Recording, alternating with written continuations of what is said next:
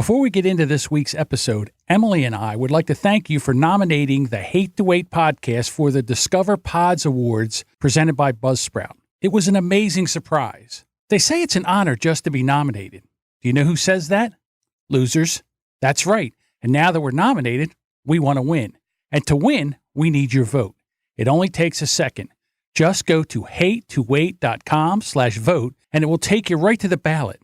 Hate to Wait is the 18th category, Best Health and Fitness Podcast.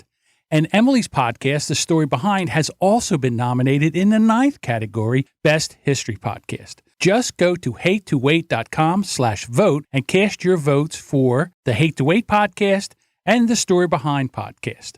Because remember, we are all in this together. Welcome to Hate to Wait, where two lifelong dieters talk about their current struggles with weight loss. Diets, we've tried them all. We are not doctors. We don't play them on TV or on this podcast. Join our journey because we're all in this together.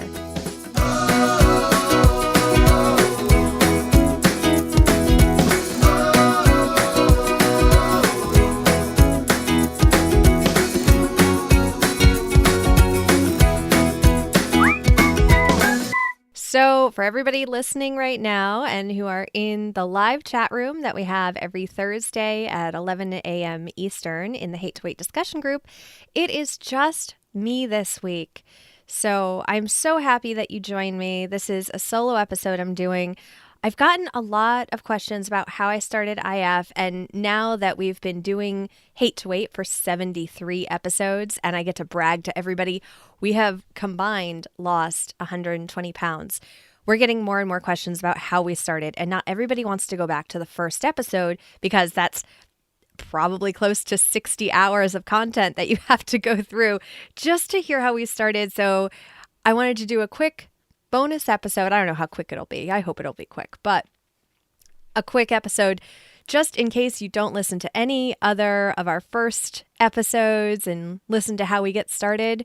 I wanted to tell you a little bit about my story with IF, which I lovingly refer to intermittent fasting as. I'm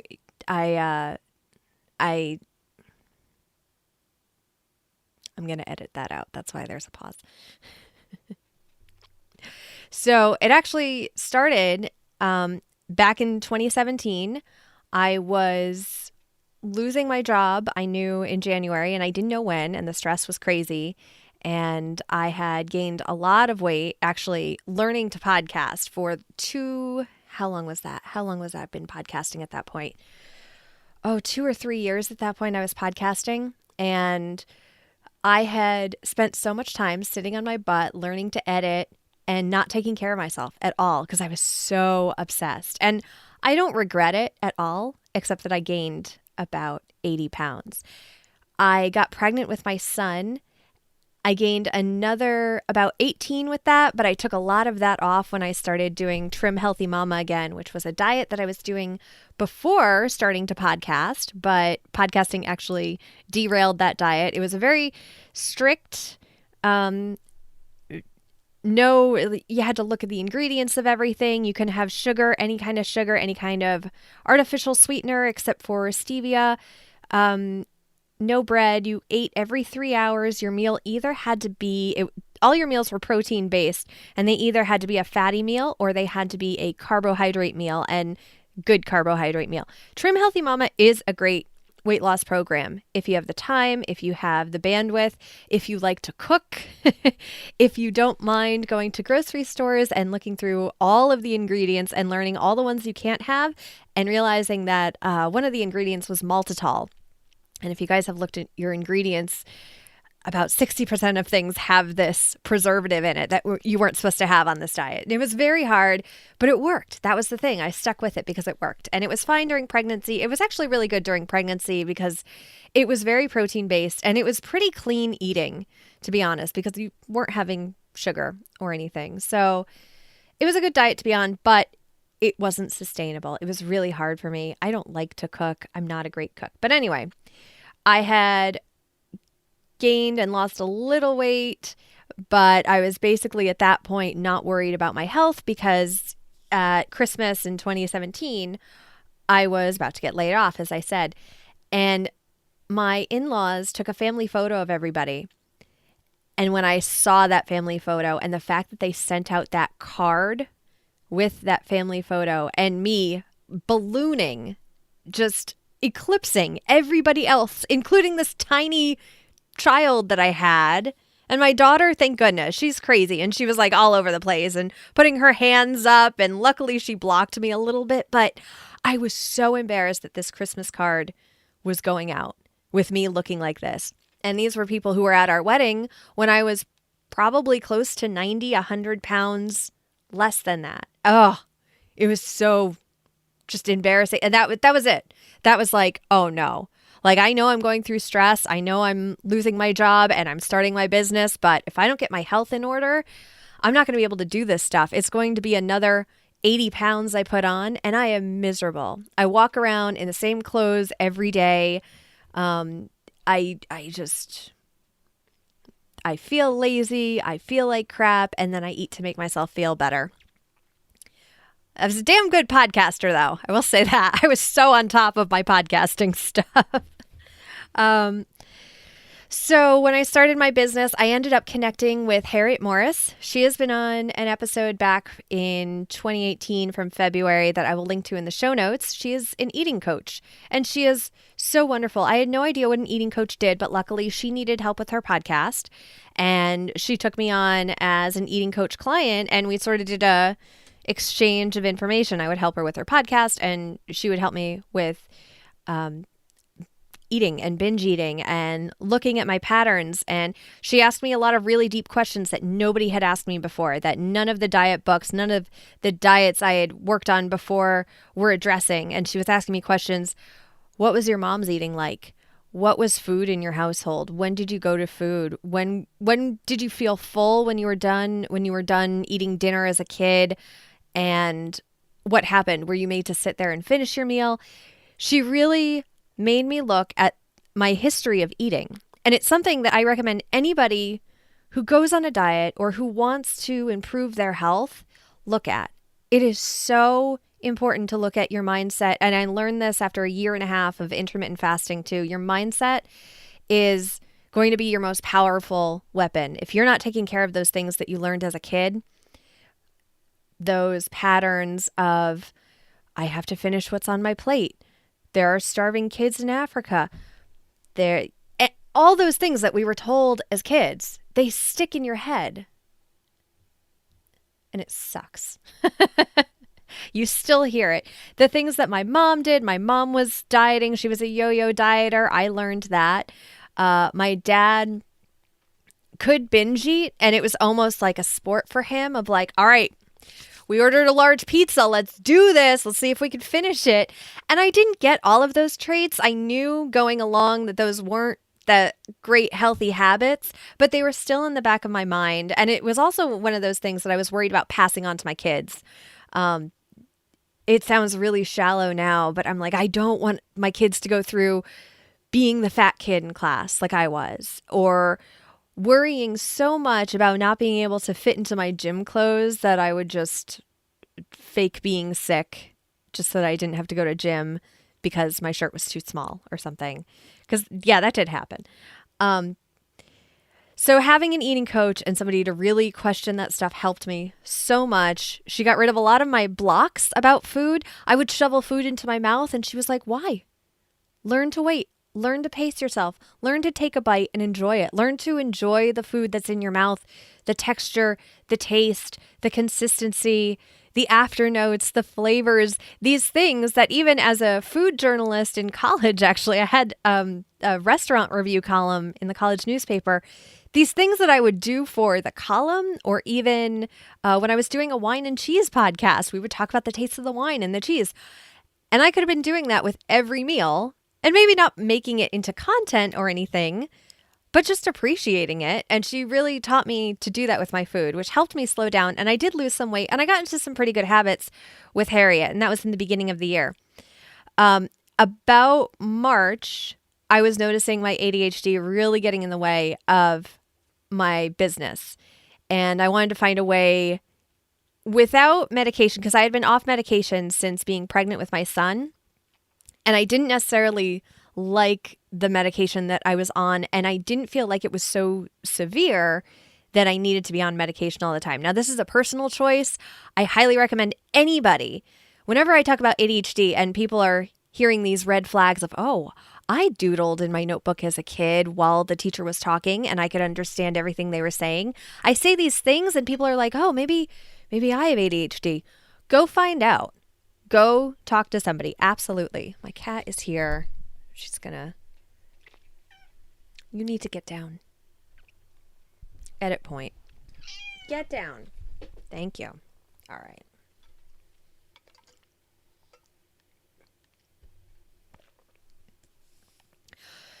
So I didn't want to deal with my ADHD and running a business and trying to fight it. I was tired of fighting ADHD because that hasn't been working.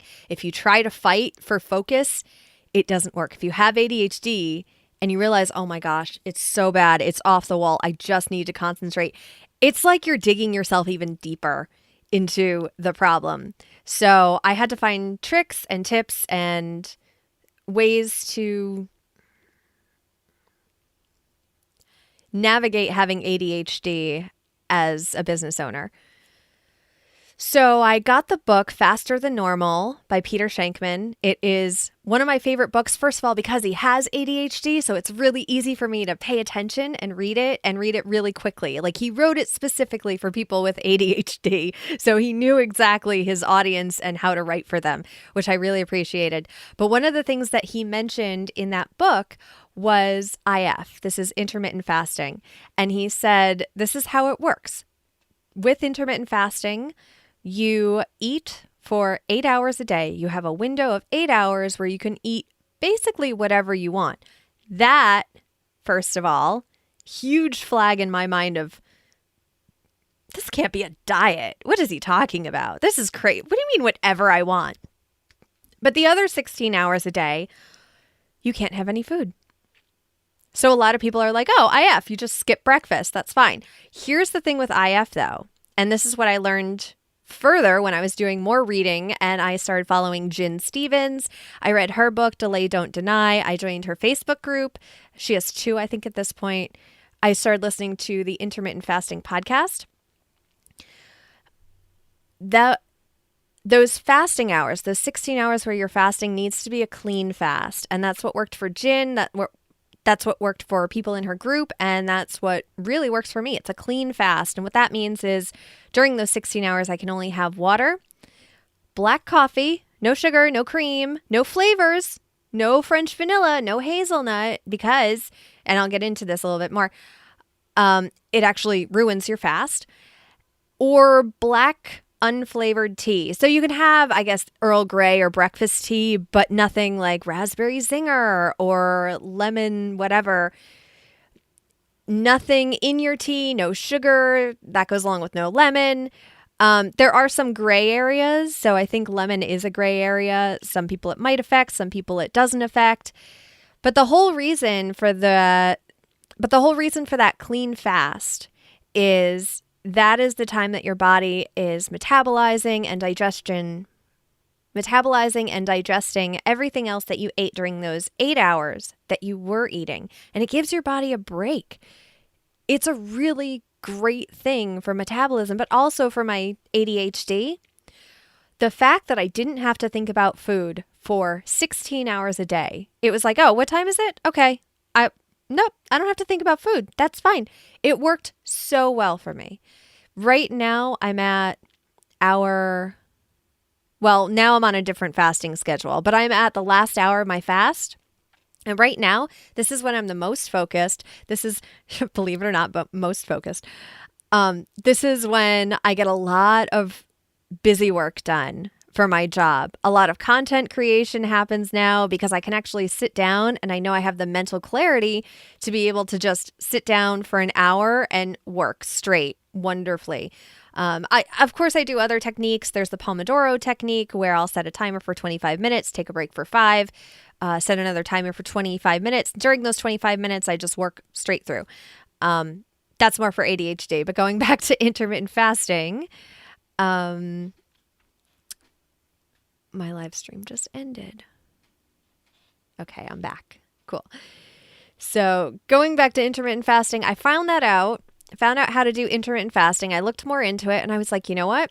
This is completely different from all the other diets I've tried. I've tried all those calorie counting diets. I tried some very bizarre diets that circulated, I guess, on the internet, but this was even pre-internet. I went to a gym once and they were like, oh, do you want a diet plan? And they gave me, quote unquote, the military diet, which is a total fad diet. And it involves eating a hot dog every day and finishing it off with ice cream. And you had a whole plan of 3 days. You eat specifically this kind of food, which is terrible. And the other 4 days you could eat whatever you wanted. And again, not sustainable.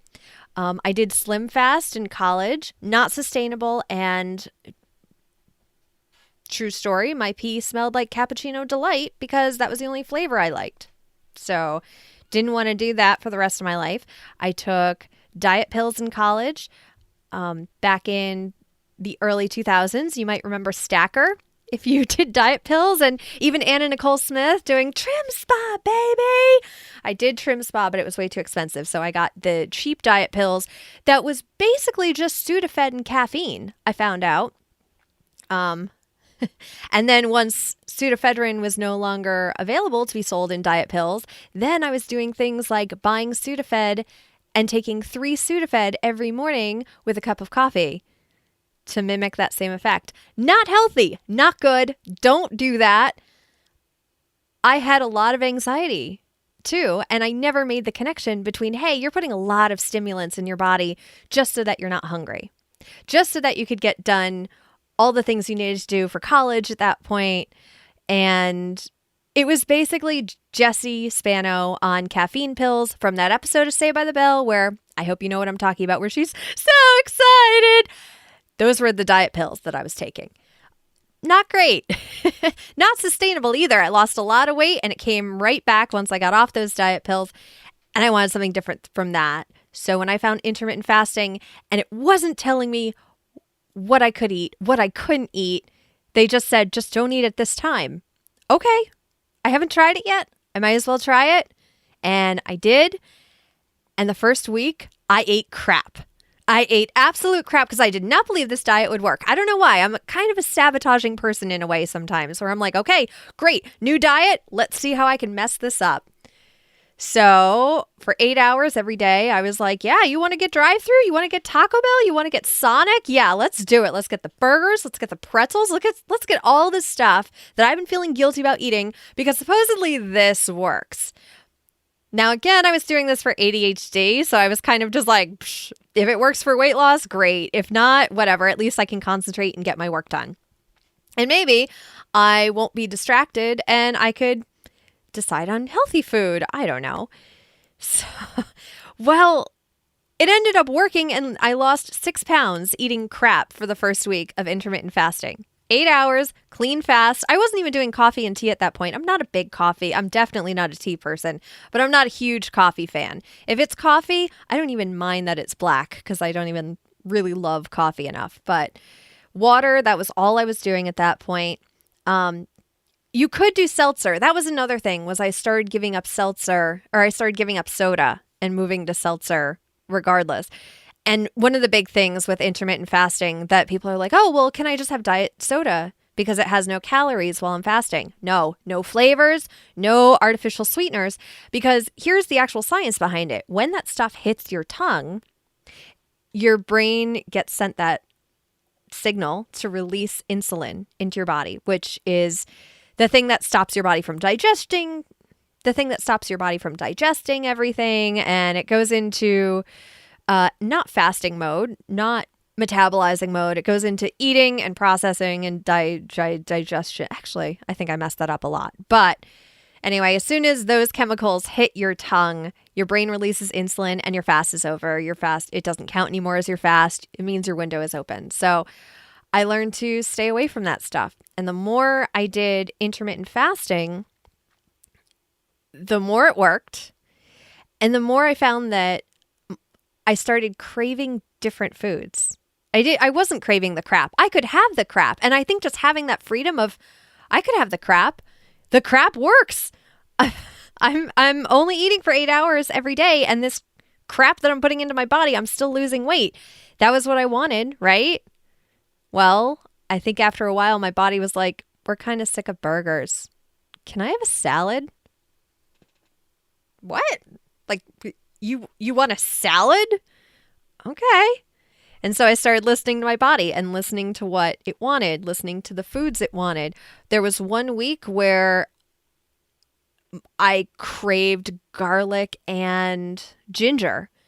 I was just making stir fries every night because my body was craving this stuff. And it was really bizarre to me to actually be able to listen to those signals for the first time from my body. I had ignored my body for so long. I had no idea when I was full. I had no idea what I wanted all the time. So the easiest thing to go to was the stuff I knew I already liked, which was crap. But now I got a chance to actually sit back, listen to my body, listen to what it wanted. And if I decided, oh my God, ginger and garlic and vegetables, this was a mistake. I wish I could go to Dunkin' Donuts and get an eclair. The great thing is, in my mind, I say to myself, okay, tomorrow when my window opens up again, we'll go to Dunkin' Donuts and we'll get that eclair. Having that freedom with intermittent fasting helped me so much.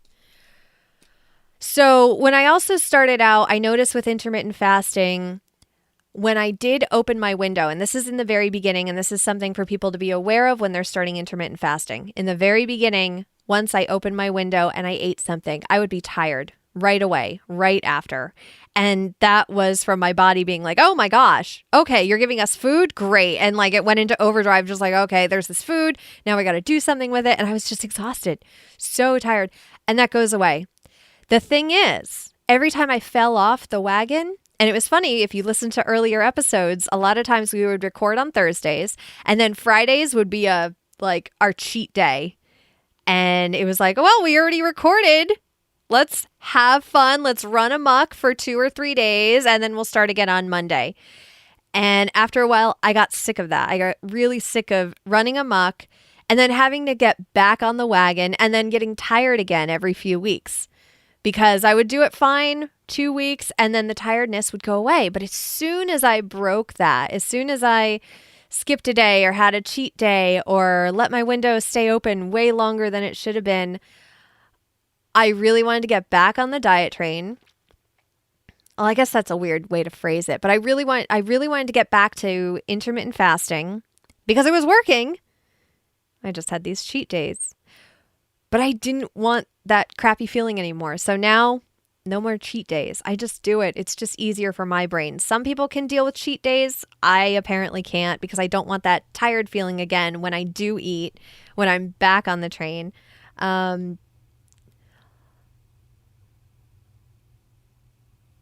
Let's see. I have notes. That's why I'm looking over to my left. That's food. And I had a lot of tools to help me as well that I want to talk about. So I was using the timer, the alarm on my phone to tell me when it was time to eat. And at 12 o'clock, my alarm would go off and it would be off to the races and we would run. And I say we because John and I both did 12 to 8 for a long time when he was doing IF. And that timer helped out a lot. I started wanting to add movement because I was feeling really good. When you're dieting, you start feeling really good and you start getting excited about, oh, okay, all right. My clothes are fitting better. I'm feeling good. I'm feeling physically better. So I started wanting to add some movement and I got a tracker. I got a very cheap Fitbit that we talked about in the show. And by the way, everything I talk about, the links will be in the show notes over at hate2wait.com, or if you're listening on your podcast app, you can press that little I button. Hey, I can finally see the chat room. Guys, I have not seen the chat room until right now, so I am so sorry. So hi, Allison. Hi, John. Hi, Zoe. Hi, Paul. Yeah, so if I seemed rude, I'm sorry. The chat room just popped up for me. So, so I had the fitness tracker. I had the timer app I talked about. I got a scale for Christmas from my husband, which is the digital, and it measures your body fat and your water weight, and it sends graphs and fun stats to your phones. And one of the funny things with doing this podcast with John is we're both podcasters and we also work with podcasters. And if you know podcasters at all, we're a little obsessed with our stats. So anything that you can give us a stat for or a graph for or show us progress in some way, like we are on it. We are so into it. So having that app and being able to set goals in there too. I actually have goals listed and it gives me a little sound effect whenever I reach the goal. One thing I will say about this scale, and I do love this scale, it's not expensive. It's been really great. One thing I will say is when you get on the scale and you have your phone and you have your app because it's Bluetooth connected, so you open up the app and it's registering you, the sound effect that it gives you is a slide whistle. So no matter what that weight is, you get a slide whistle, and it's a little off-putting about just like, especially if you go up and it's just like, oh man, I went up 2 pounds, and you have to hear, and it's like, oh God, damn it.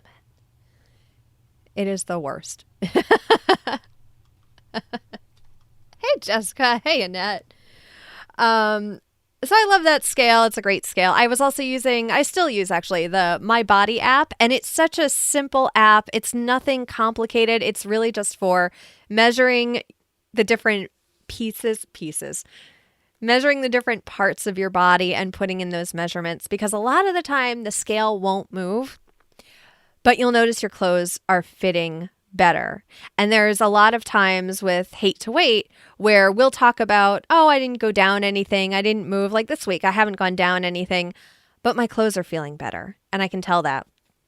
Let's see. I now have a smartwatch actually that is a Fossil watch, and it has all that stuff built into it. So I don't use the tracker anymore. I honestly don't even check this because, again, I don't need more stats to pay attention to.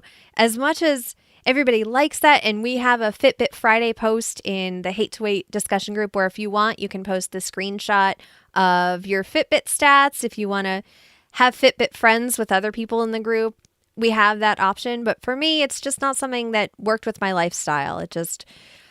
I was more concerned with making sure that I could do intermittent fasting and that I stuck to that. But I did find that I did want more daily movement, some sort of daily movement. And actually I could tell you the exact day, January 18th of this year, I decided to start doing yoga every single day. And I put up a printout calendar and I started crossing off. Now, the thing was with this, I have tried exercise before, and it was always just a giant pain in the ass to set aside that time. A half hour to a mom, to somebody who runs a business, to a wife. A half hour is like, oh my gosh, why would I do yoga or something, for me when my house is a mess, when something needs to be cooked, when, oh my gosh, when was the last time I dusted? When was the last time I vacuumed? If I have a half hour free, for moms, we're never thinking like, great, I finally have time for self-care. But I was able to convince myself, okay, 10 minutes. 10 minutes is not a long time at all. If I can just do yoga for 10 minutes every single day, that's fine. It won't be something that I feel guilty about. It won't be something at the end of the day that I'm just like, oh man, I wish I didn't spend 10 minutes doing yoga or else I would be able to go to, no, 10 minutes is nothing. So I started doing that every single day. And I do a very simple yoga routine. It's actually based on a DVD I had years ago with Rodney Yee called Yoga Now. And he had a 10-minute morning routine and a 10-minute cool nighttime routine. And then it was also a box set. And there was also a 30-minute routine. I did the 30-minute routine so often, and the 10-minute morning routine was like a little lighter version of that I ended up just trying to do it from memory. Because that was the other thing. I had a computer, I had a phone. At that point, I didn't have a tablet. So it wasn't like I could really put something on the TV for me to follow and pay attention to. Now I can. Now I know that we can put YouTube up there. There's Yoga with Adriene, which is a wonderful YouTube channel with free yoga workouts.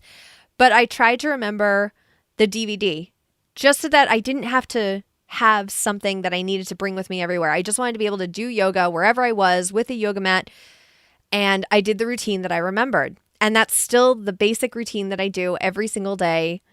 And it starts out, all I do is start out with my hands up and I touch my toes. And as soon as I do that motion, my mind is like, okay, we're doing yoga. I have 10 minutes, all for me. I'm doing yoga. And I actually have to really fight myself on don't think about work. Don't think about work. Think about what you have to do. Focus on your body. This is the one time every day you actually get to feel every single bit of your body. When was the last time you did that, actually? When was the last time that you could think, oh man, I felt every single muscle in my body moving? Probably not daily, but I got into that routine and I love it now. I absolutely love it. It's part of what I do every single day.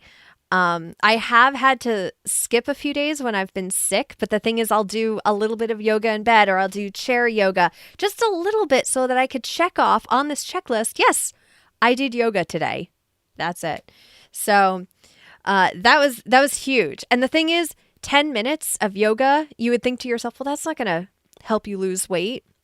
Probably not, but I have gotten stronger. It's incremental and it's not going to be this huge transformation. But I have noticed with yoga, I'm more flexible, I'm stronger, and it does make me feel better. And it does help me to make healthier choices too, because I feel really good. I'm not going to put crap into my body. Well, at least not, for the hour after doing yoga. After that, and with Halloween candy, forget it. It might be something different. So yeah, that was a big game changer for me was yoga. And what's funny is sometimes with this podcast, I keep looking at John and I have lost 120 pounds. And if we were to send out a press release, because I'm constantly in marketing mode in my head. If we were to send out a press release about that, the headline would basically be podcasters lose 120 pounds just by starting a podcast, something like that. And that's not it.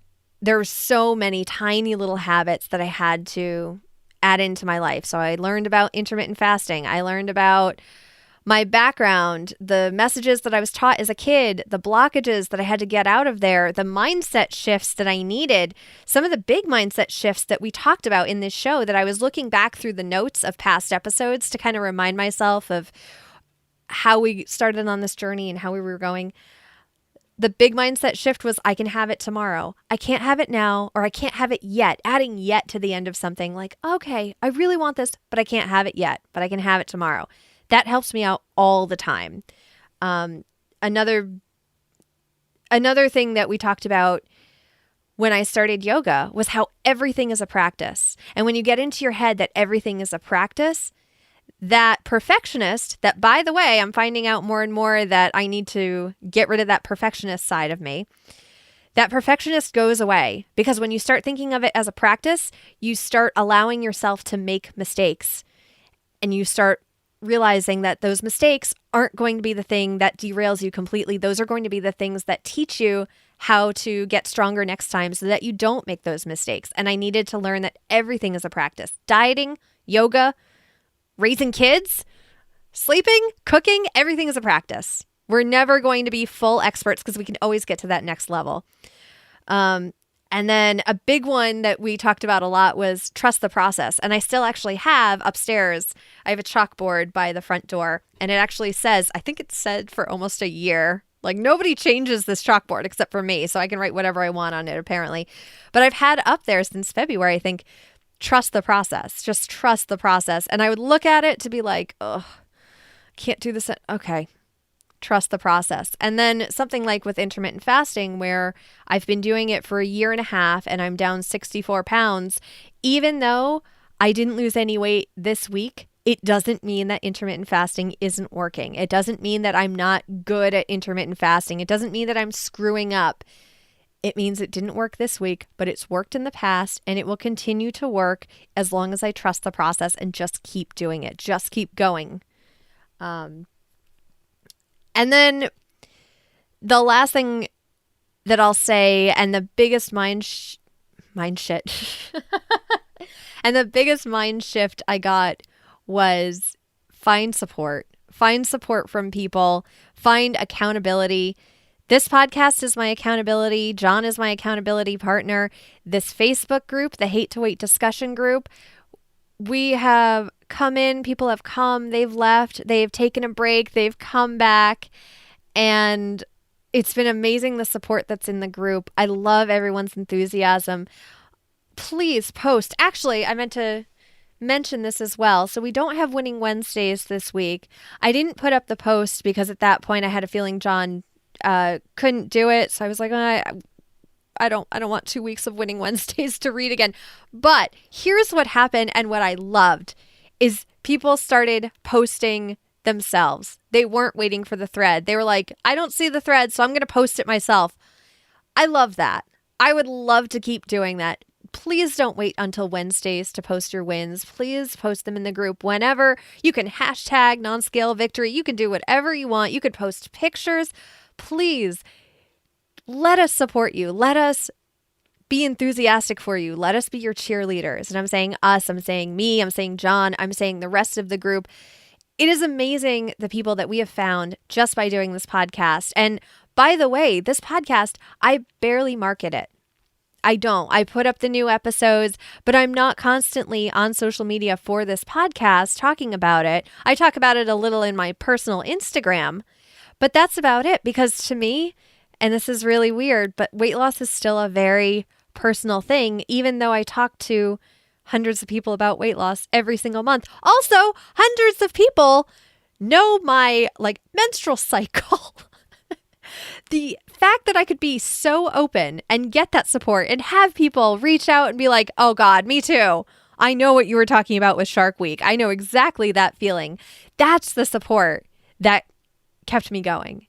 All these other times of dieting that I talked about in the past, it was just me. Maybe I would have a friend coming to the gym with me and we'd both be into it for a while, but because it wasn't in our nature and you kind of get sick of stuff after a while, it was easy when one of us said, can we skip the gym today? For the other to be like, oh, hell yeah.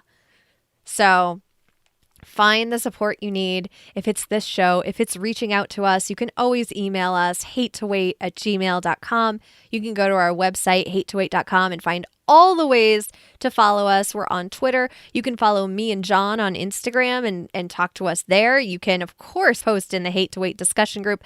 And please don't think that, oh, well, I don't need to lose a lot of weight. I just need 4 or 5 pounds here, or you're getting ready for a special occasion. No, come on in. Let us support you. Come support other people. That was another thing, is even when my weight wasn't down, being able to read the Winning Wednesdays every single week and get excited for other people got me excited for my own weight loss. So, I love the chat right now. I love that you guys have stuck with me during this solo episode. Annette says, you're shape-shifting even if the scales don't move every week. Yeah, so much. And I really want to thank everybody who comes into the chat every single week, everybody who stops in when they can. I'm actually weirdly looking forward to Thanksgiving again, because our chat room was so busting on Thanksgiving last year, because it works out that it's on a Thursday. So if you're getting ready for Thanksgiving and you have the morning off, we would love to see you in the chat room over at hatetowait.com/Facebook. And we just adore having everybody in the group. You know, I've never read the outro, so that's kind of why I'm still going. So everybody, thanks for listening to Hate to Wait. For more information, you can visit hatetowait.com for show notes and links to anything I talked about in this episode. And if you would like to join our journey, come be a part of the Hate to Wait discussion group over on Facebook by going to hatetowait.com/Facebook. All right, everybody, have a great week. Hopefully, me and John will both be back next week. And later, waiters!